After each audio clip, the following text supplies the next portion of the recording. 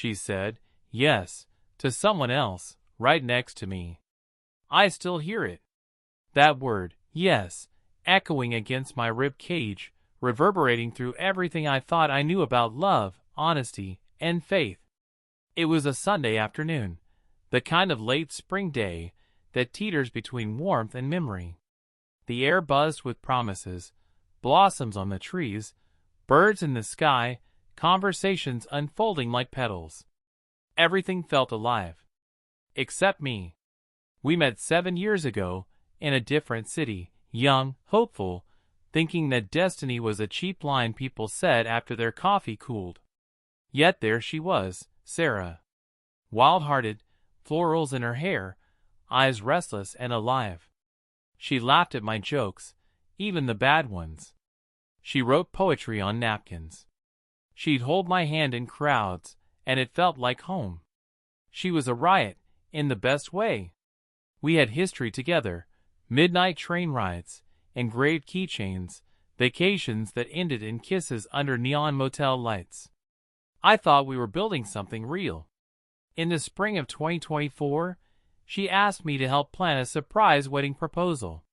My best friend, Max, proposed to her twin brother, Mark, and she confided in me.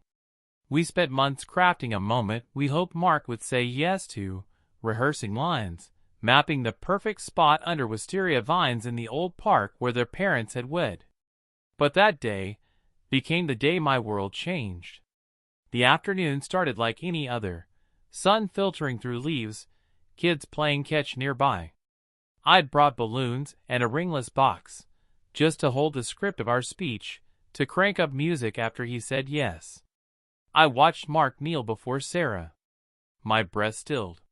He opened the box, reached for her hand. He asked the question. Her eyes glowed. "My love, will you marry me?" Silence. The world held its breath. Her lips curved. And finally she said, "Yes," to someone else. Right beside me. The spark in her eyes belonged to him, not me. Time fractured. The music kicked in. Cheers rose. Cameras flashed. I clapped, faked a smile, caught confetti in my mouth, and swallowed tears. My heart drummed with betrayal, not from her, from my own innocence, from having believed us. Later, at the reception, I found a corner to breathe. I pressed my lips against cold champagne. My mind replayed every moment I'd held her hand, every leaf underfoot we'd walked together, every promise unspoken. She was going to marry me. I thought we were planning forever. Why didn't I see it? Sarah found me eventually. She wore white. Not bridal, semi-formal, but I'd never seen her in that shade without feeling like the sky opened just for her. She touched my arm. "Leo, are you okay?" I nodded. Said nothing. She asked again. "I'm sorry it happened like this." Her apology. Like salt in an open wound. Trapped between love and loyalty, I finally murmured, "Congratulations." She squeezed my hand. "I hope you understand someday." I nodded again. That night, I walked home alone. My reflection in store windows looked foreign, eyes blinking in disbelief. My phone remained silent in my pocket, as if it too didn't know what to say. I wandered until lights dimmed. Found my bed at dawn. Fell into sleep without dreaming. When morning came, everything looked the same. But I did not. I replayed the entire afternoon. Her soft yes, Mark's grin, the fanfare. I listened to old voice messages where she said, "I love us," and wondered if they were lies, or if they belonged to another time I'd never show up for. 3 days later, we met in the cafe they owned.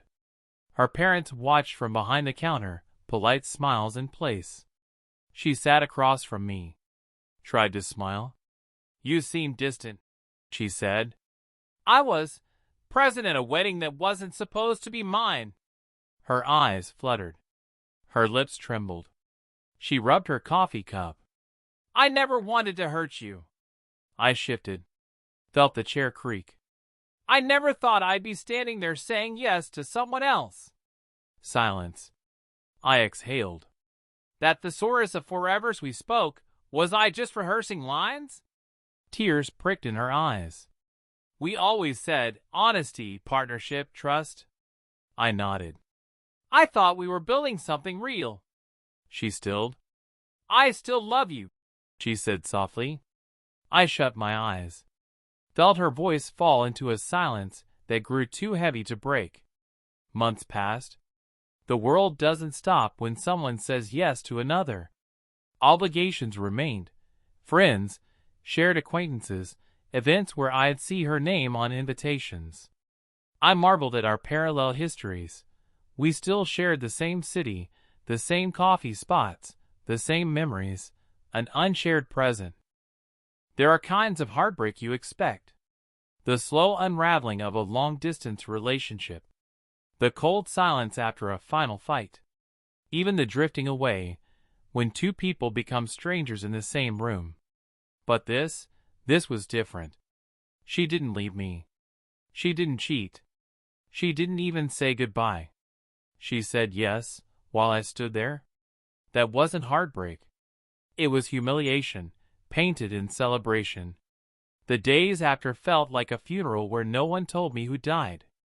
Except I knew it was us. Not with slammed doors or broken dishes.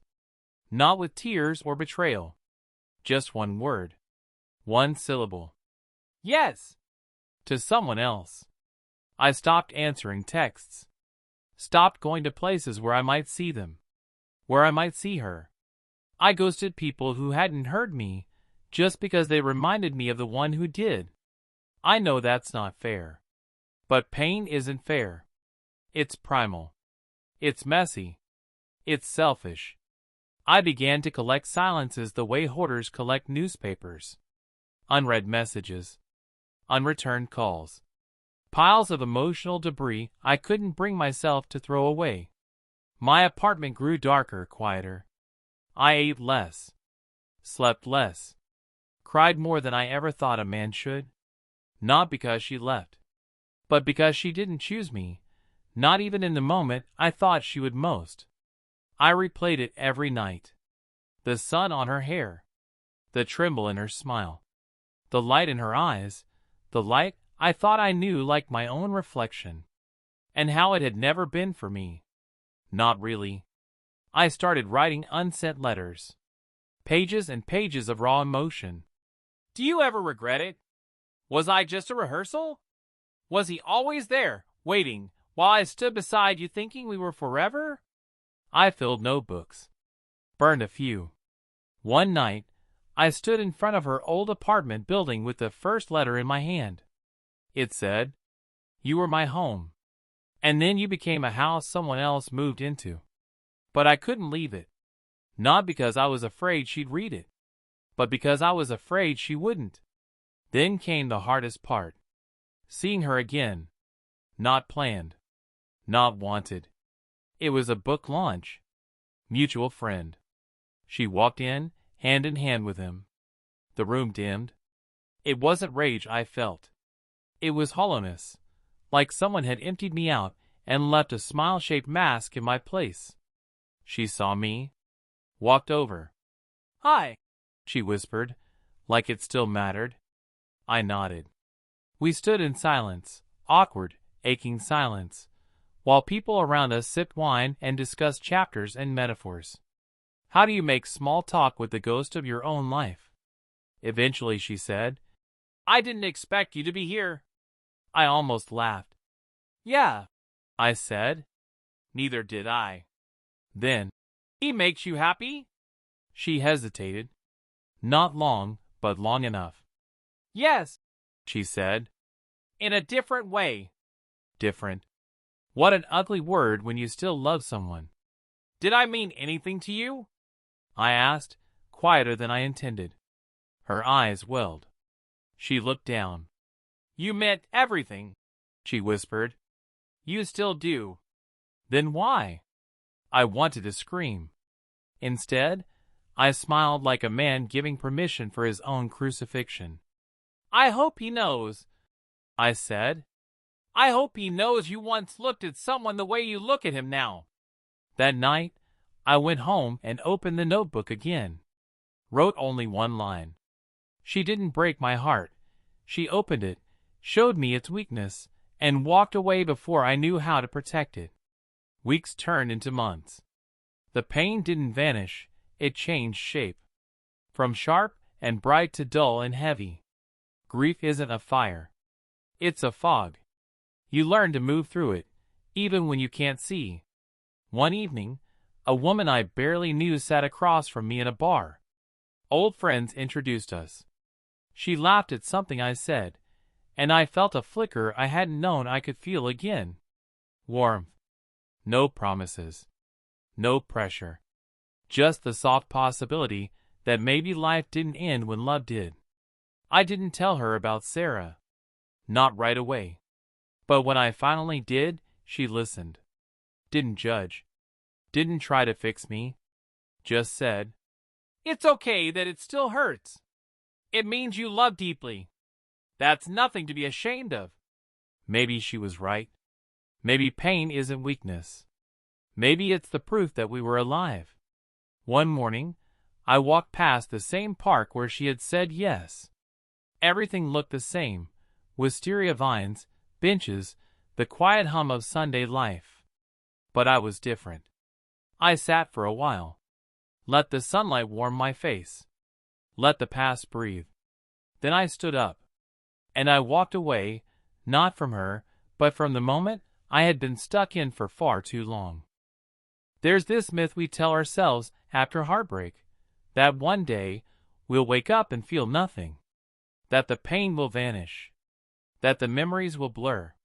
That one morning, without warning, we'll rise from bed, stretch, pour a cup of coffee, and realize, I don't love her anymore. I waited for that day. And waited. And waited. But it never arrived the way I expected. Letting go isn't a thunderclap. It's not a sunrise. It's not a sudden revelation or a dramatic monologue. It's 100 small moments of choosing to keep breathing, even when your ribs still echo her name. It's cleaning out the drawers and finding the movie ticket stub from your first date, and not crying, just holding it a moment, then letting it fall into the trash. It's hearing someone say her name in a crowd and not turning around. It's forgetting her birthday, then remembering it, then realizing you didn't need to do anything about it. The strange thing about love is how physical its memory becomes. There were places I avoided, not because I didn't like them, but because my body remembered her laugh echoing off the walls. There were songs I skipped, even though I liked them more than she did. But slowly, painfully, those ghosts faded. The table where she first told me she loved me became just a table again. The cafe we always went to stopped tasting like her lipstick. The air stopped smelling like her shampoo. One night, months later, I got a message. From Sarah. Just one line. "Do you ever think about what we could have been?" I stared at it for a long time. At first, my heart kicked in my chest like it used to. Old habits. Muscle memory. But something was different now. I wasn't angry. I wasn't broken. I was tired. Tired of carrying it. Tired of giving my peace to someone who had already built a life without me. I didn't reply right away. Instead, I went for a walk. It was late. Cold. The kind of night that bites at your fingertips and clears your head. I passed the park again. Same trees. Same bench. But this time, I didn't sit. I just watched. And realized I didn't need to go back there anymore. Not physically. Not emotionally. When I finally responded to her, I kept it short. "Of course I think about it. But that version of us only exists in a world where you said yes to me. And we don't live there anymore. I hope you're happy. I really do." And for the first time, I meant it. Letting go without hating her, that was the hardest part. Because when someone breaks your heart, There's a twisted comfort in turning them into a villain. It makes it easier to sleep at night. But Sarah wasn't a villain. She was human. Messy. Confused. Just like me. She loved me. Maybe not enough, maybe not forever, but honestly, for a time. And I loved her back. What a privilege, even in the pain. I saw her again, unexpectedly. It was almost a year to the day. I was in line at a bookstore, arms full of poetry and psychology, and a coffee I was too tired to carry. She walked in holding a child. A little girl. At first, I didn't recognize her, the child, not Sarah. But Sarah saw me. Froze. Smiled. She whispered something to the little one and walked over. "Hi, Leo," she said. I nodded. "Hey. This is Emma," she said, touching the child's hair. "My daughter." My throat tightened. "Beautiful name." "Thank you," she said softly. She looked older. Not in a bad way. In a lived way. Like life had settled into her skin, as it had mine. "How've you been?" she asked. "I've been learning," I said. "Still writing?" she asked. "Still breathing," I said. Which is basically the same thing. She smiled at that, the way she used to, when I'd turned my heartbreak into metaphors. "I think about you sometimes," she admitted. "I think about you too," I said. But it didn't ache. Not anymore.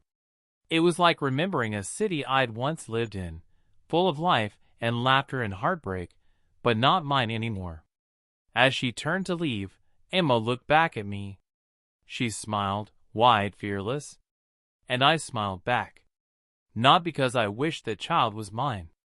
Not because I regretted anything. But because I was finally able to see what I had survived, and still be proud of the heart that endured it. There is a version of my life where Sarah and I grew old together. Shared books and bad movies and morning coffees. But that life isn't this one. And that's okay. Because in this one, I learned how to be alone without being lonely. How to hold love without holding on.